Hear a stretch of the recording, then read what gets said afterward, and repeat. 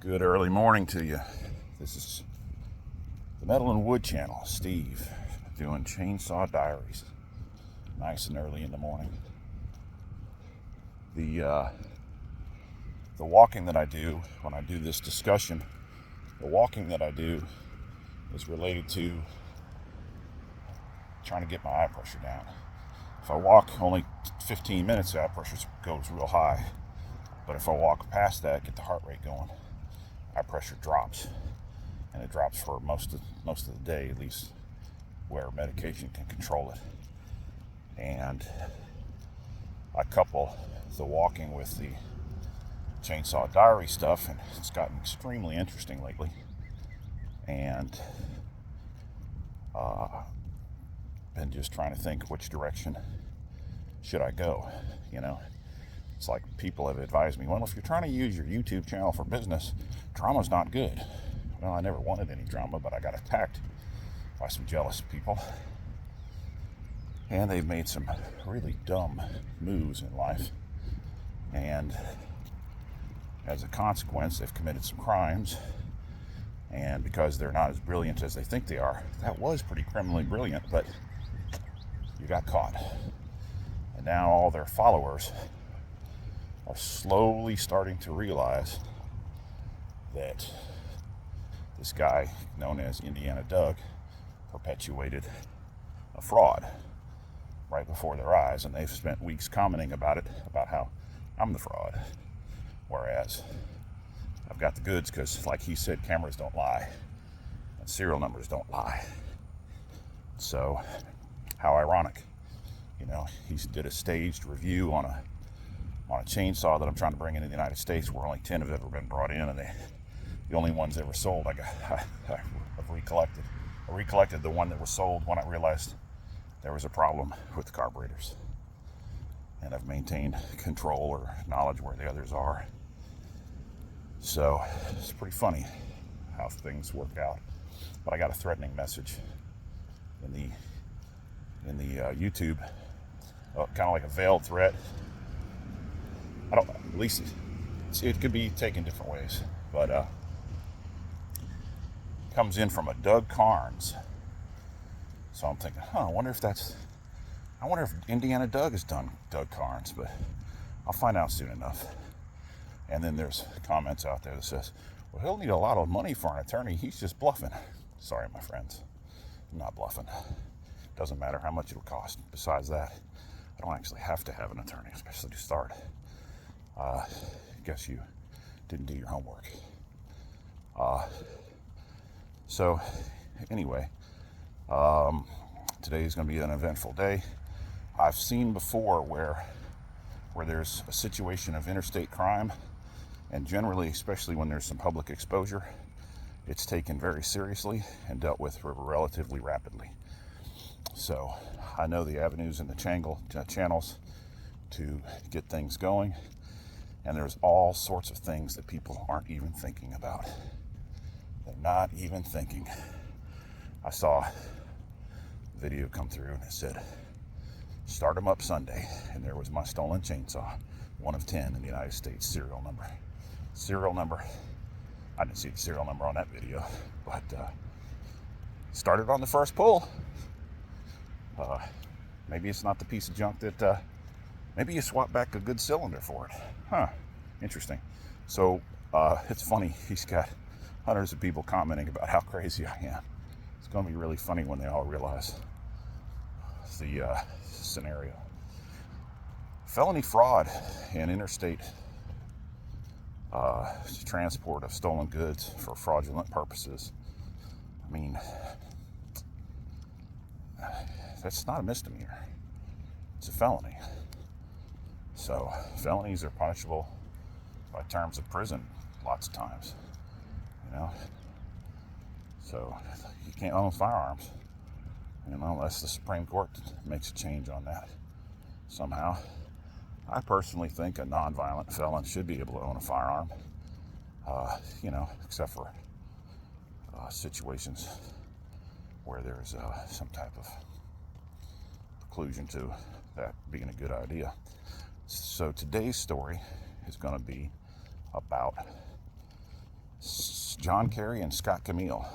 I flipped through some YouTube and saw that guy Russell Brand, and he was exposing John Kerry for some lies. And I don't know a lot about John Kerry. I always thought I kind of probably liked him. I know some things about his Vietnam War related, or after the Vietnam War. John Kerry was a Vietnam veteran against the war. It's a group of folks that came back and they were real vocal against the war. And he was on Winter Soldier at some hearings. I think they were congressional hearings maybe. But when I was living in Gainesville, Florida as a student at the University of Florida, I was the first person ever in the state of Florida, or University of Florida, first person ever to come in from out of state and then get a grant of in-state tuition, a decision made for in-state tuition. And that took a little bit of finagling and a little bit of effort. And I kind of had to drop back and punt. What I did was I had established Florida residency already, and then they didn't want to honor it at the University of Florida and change my tuition rates. It's like 4 times more expensive tuition rates. So they didn't want to honor it. I'm gonna stay away from some noise. We got some garbage trucks down there. They're gonna drive by anyway. Now it's gonna take a while because I got to pick up garbage. What am I thinking? So 4 times more expensive at out-of-state tuition rates. So you end up getting in-state tuition if they'll give it to you, right? No, they wouldn't never give it to you. So it didn't matter if you became a resident.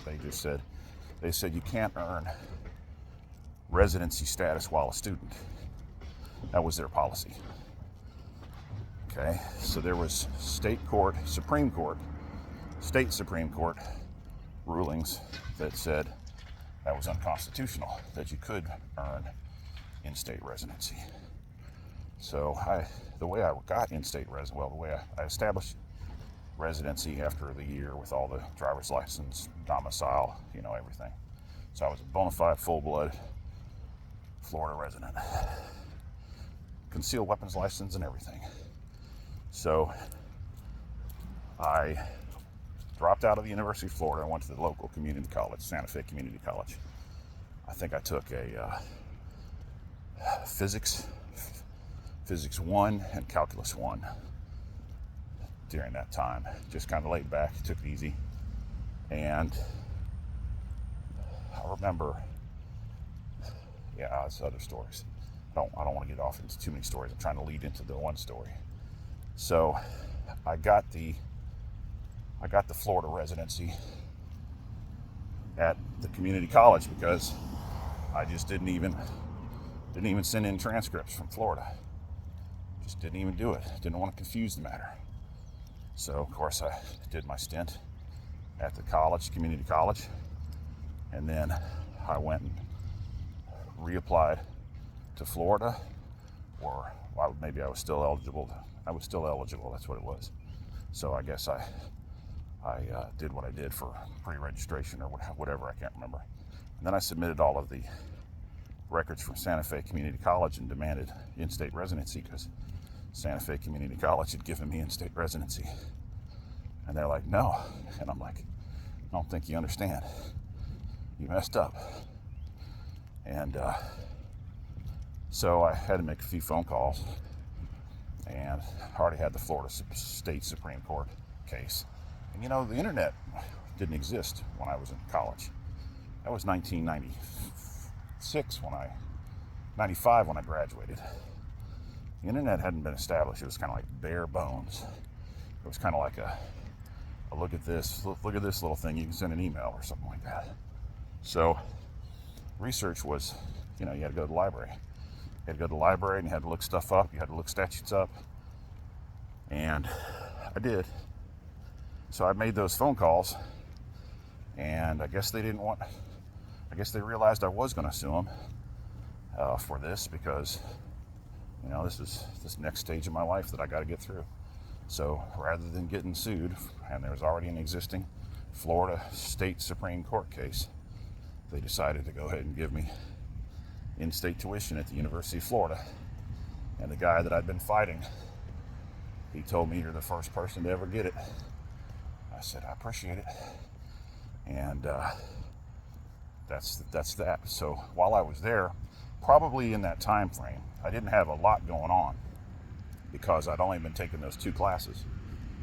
And there may have been a whole semester where I didn't even go to class while I was trying to figure out what to do, because I wasn't going to keep paying out-of-state tuition. I didn't have any wealthy parents, you see. So I was struggling through life on my own.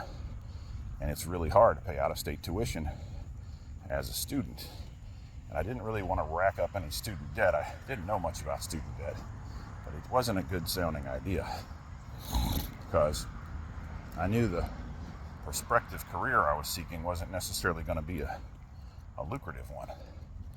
So I just went through life, working some jobs with some people and doing different things. Did a lot of carpentry jobs with a friend of mine. His name was Dwight.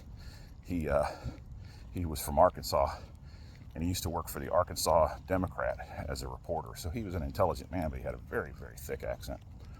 Dwight's passed on now. He had a couple of black German shepherds that he loved. Dwight was a purebred loner. I mean, he had friends, but as far as spouse, significant other, close family, he just did his own thing with his couple dogs, and he wasn't very well kept. He was, plenty well polite and plenty well, educated, but you couldn't tell any of that from how he kept up his appearance and kept up the condition of his vehicle and his place that he lived. And so it was kind of funny. But he used to be a reporter for the Arkansas Democrat, and he told me, he said, "Yeah, I would see him all the time. I called him Governor Clinton, and he called me Dwight." I'm like, "That's so funny. He called me Dwight." That's what I said. "Well, what did he call you?" "He called me Dwight." Good old Dwight, man. So I met Dwight through Scott. And I met Scott because I was trying to get into the aquarium business. Sure enough, it's kind of like this brand new chainsaw business. I was trying to figure out an angle to build big aquariums. And I figured it out too. I built some really big aquariums. Matter of fact, for one of my many attorneys, the attorney at the law school, dean of the law school, I built him a 500-gallon aquarium. That was pretty serious. Had to build him his own.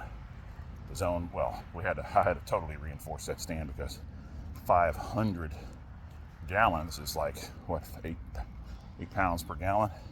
500 times 8, what's that, 4,000? Let's see, 8 times 4, 4,000 gallons. 4,000 pounds. So, 6 times 8, let me see if I did my math right. 5 times 8. Yeah, I don't know, I'm distracted. So it's funny how the mind works. You all of a sudden you lose your multiplication tables when you're doing something like this. A big aquarium, Scott Camille, that's where I'm leading you all to. So I met Scott Camille. He wanted some aquariums. Damn, he had aquariums in his entrance foyer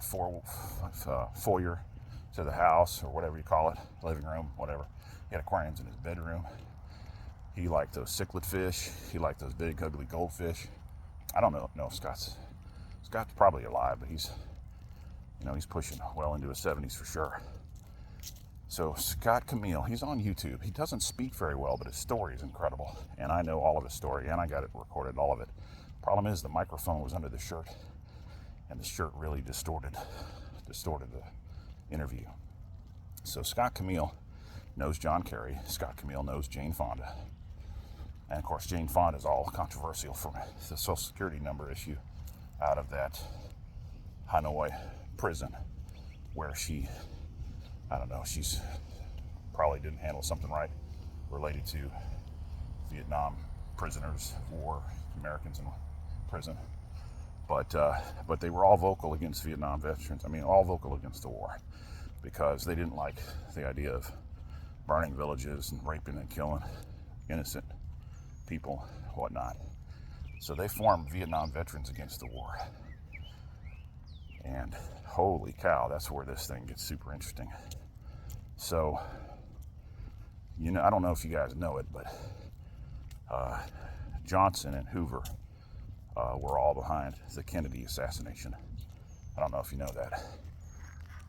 You can figure that out pretty easy by now, I imagine.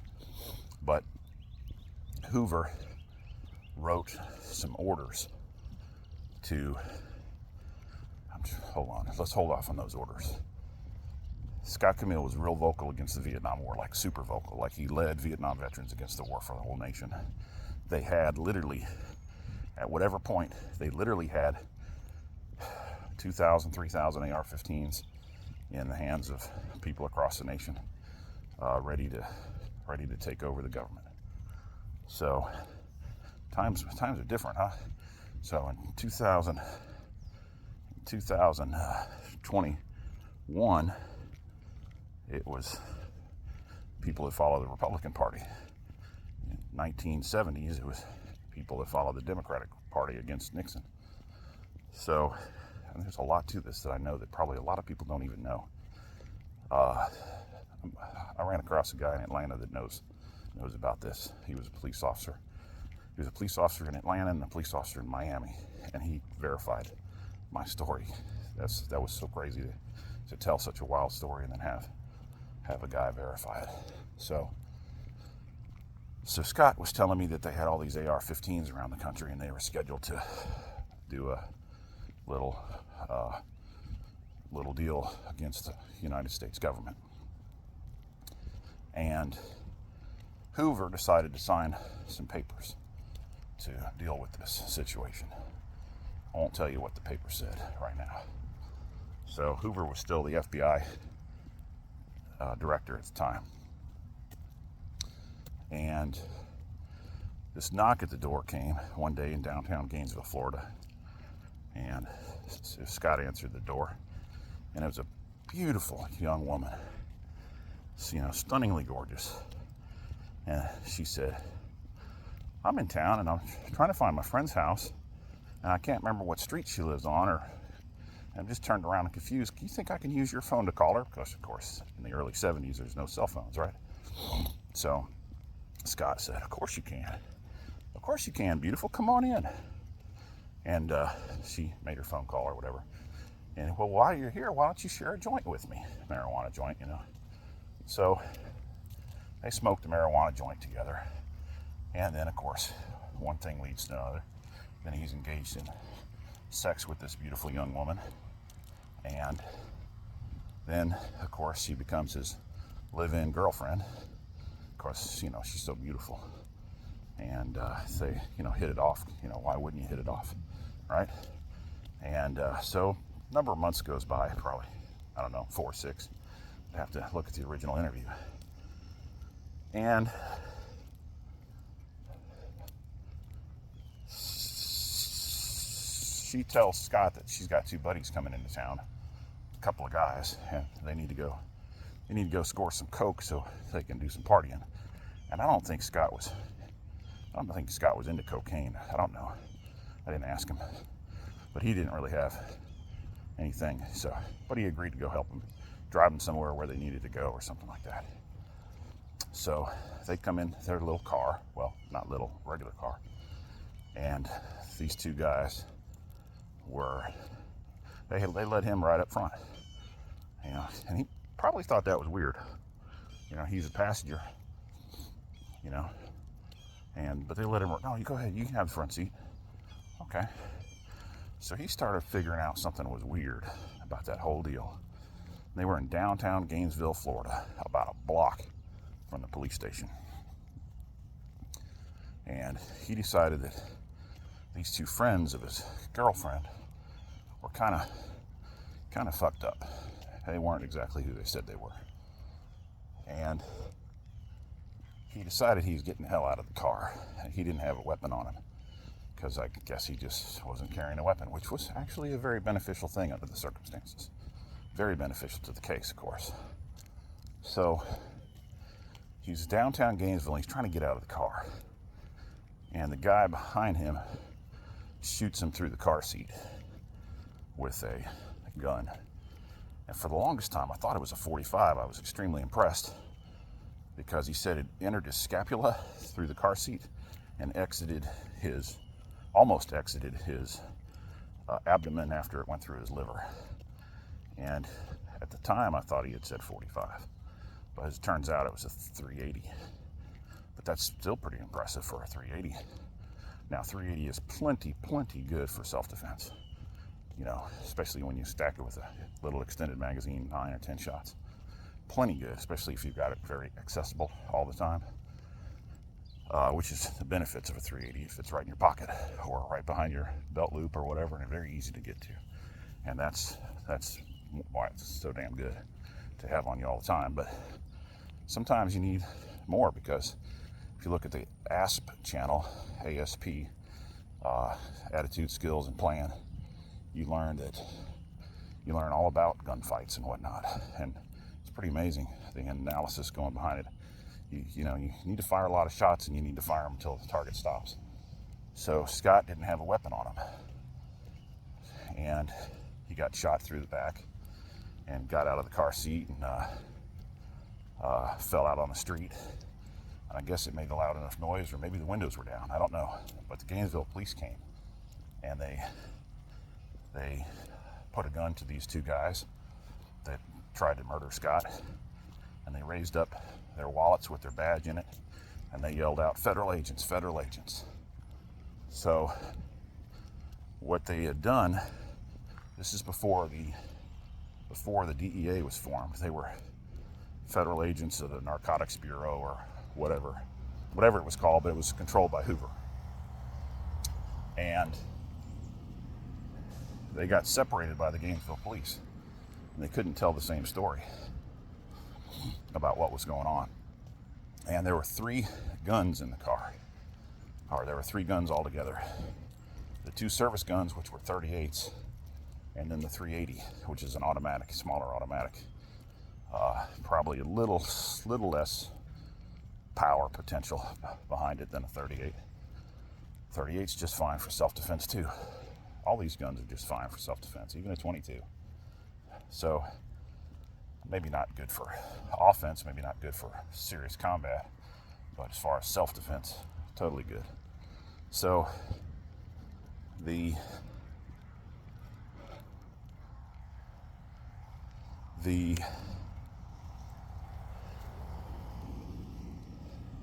agents separated him, and the agents were separated. They couldn't tell the same story. 3 guns. Scott didn't have a weapon. Why is a guy getting shot through the back of a car seat? Shot through the back, shot through a car seat if he didn't have a weapon. 2 federal agents. Didn't make any sense. Well, of course, the United States government decided they had to charge Scott. They had to charge Scott with the crime. So they charged Scott with aggravated assault of the police officers. That wasn't going to fly. So it took a while, but he got through that trial just fine. And the jury came back and recommended charges against the agents for attempted murder. And the Florida Attorney General's office got together with the grand jury and convinced them that these agents were doing a good job, and nobody really knows what the deal was, and why ruin these agents' lives when they're just doing their good job and stuff like that. So I guess the Attorney General's office for the state of Florida was able to convince this jury not to move forward or to change the bill or whatever for the indictment. So Scott continued with the Vietnam Veterans Against the War. And then there is a famous case called the Gainesville 8.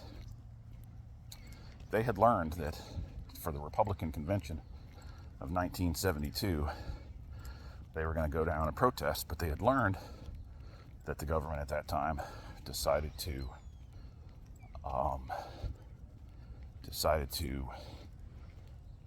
basically start a war with the Vietnam Veterans Against the War. So they were ready for it, and they had circulated. See, there There were FBI people involved in undercover in the group.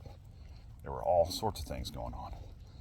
And they circulated a memo about, for the purposes of self-defense and defending, their First Amendment rights. So they were prepared to engage in a war with the U.S. government, or whoever, not the U.S. government per se, but all these people that decided that this was the best way to handle the situation. Which, what do? He probably was a national security threat, but the national protocol at that time was, killing a bunch of American men in Vietnam and killing a bunch of Vietnamese and raping and killing innocent villagers. It was a mess, right? I don't know. Communism, fight communism. I don't understand the business we had in the Vietnam War at all. So they charged him, probably before that happened, they charged him with conspiracy to overthrow the Republican Convention of 1972 with automatic weapons and explosives. And he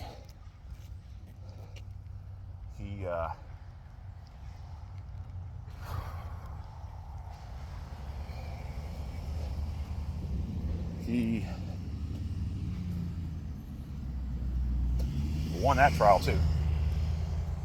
They were fully acquitted of that trial. And I've read a lot of information about that, and his stories are on YouTube. Scott Camille. He volunteered for his 3 tours of duty in Vietnam, and he was shot twice by AK-47 bullets and has 2 Purple Hearts. And he always carried a 38 every day for the rest of his life. So he'd be going to Home Depot or wherever, and he'd have his 38. And he had a Class 3 weapons license, and he had a decent number of Class 3 fully automatic weapons. But he says there's so many AR-15s buried all over the country that people probably have no idea that they're even there anymore. And same with cash. He talked about the large amount of cash buried different places. He doesn't even remember where it is. So they had that all worked out to do something about it. Whether it's right or wrong, I'm not here to say that. I'm just here to tell you the story because it's an interesting story. And the reason I thought of that was because of John Kerry. I saw YouTube this morning on YouTube. John Kerry, Russell Brand. Russell Brand was doing a segment about John Kerry lying about his private plane. So John Kerry's pro-environment. I'm pro-environment. We need to do something to make some major climate changes. Advance technology to get this carbon out of the atmosphere. Stop using so much fossil fuel. It's going to take a while. Lithium batteries, is that the answer? I don't know. That's mining and destroying the environment as well. And so John Kerry was asked about his private plane. Here you are pushing this environmental issue, but you're flying around in a private plane. He's like, I don't have a private plane. And this went on for a long time before a hearing. And as it turns out, he kept lying about not having a private plane. Turns out his wife had a private plane.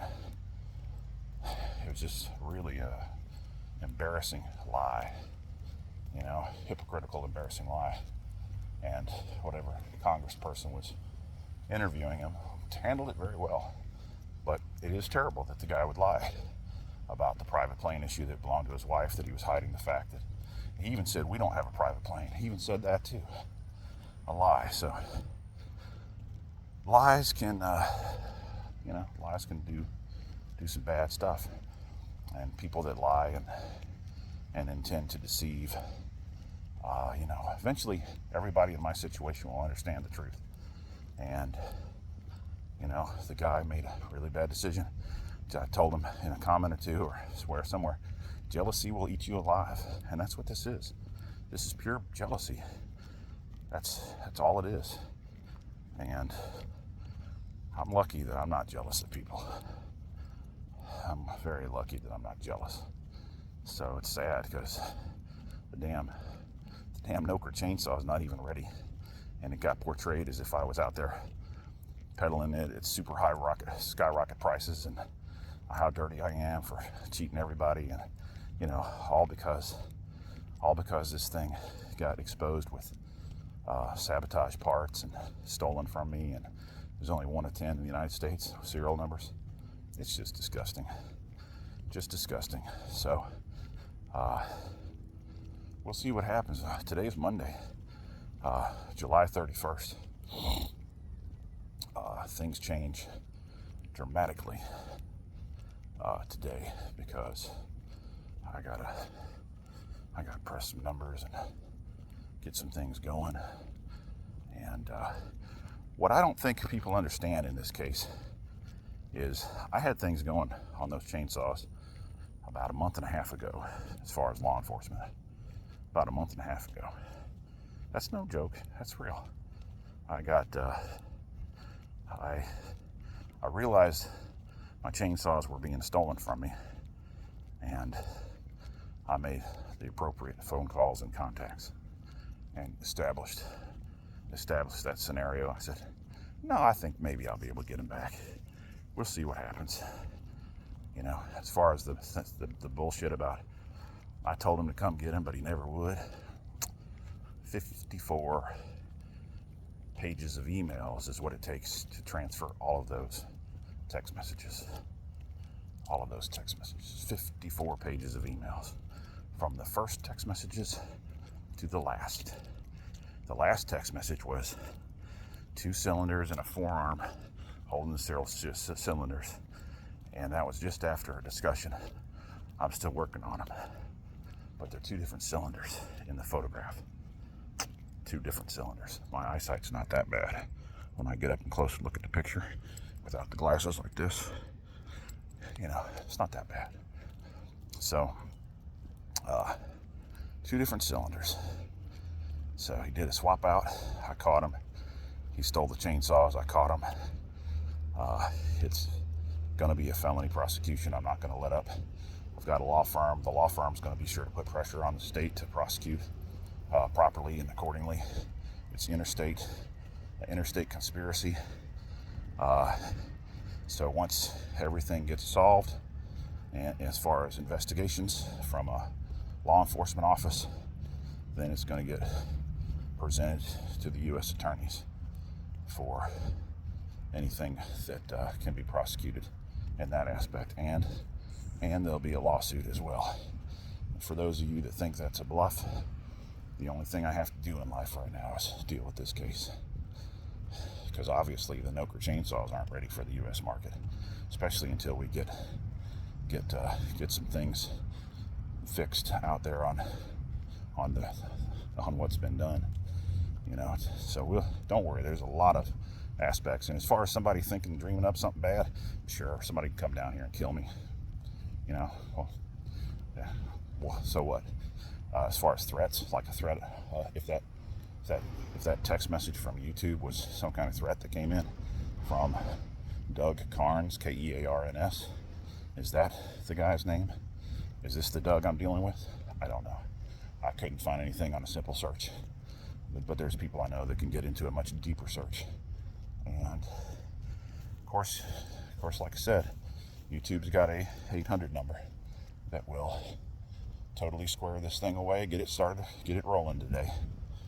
Because I know some people that'll make it roll fast, and they're not friends. They're just people I just call and meet on the phone today. But I know agencies that will get this rolling fast, as fast as it can be anyway.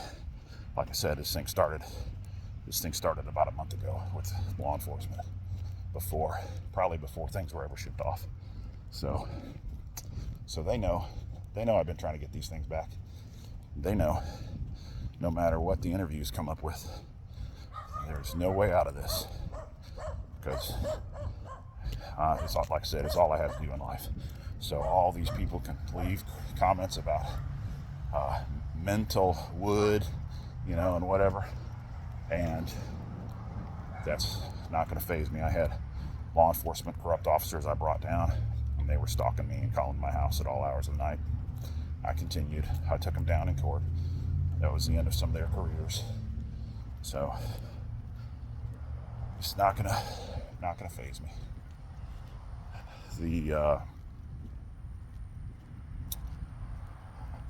We'll talk more about more on the next Chainsaw Diaries, and maybe I'll update you on my progress, or maybe I won't. I don't know. But I got a lot of communication to get done today. So I'm glad it's Monday. I'm glad it's finally here.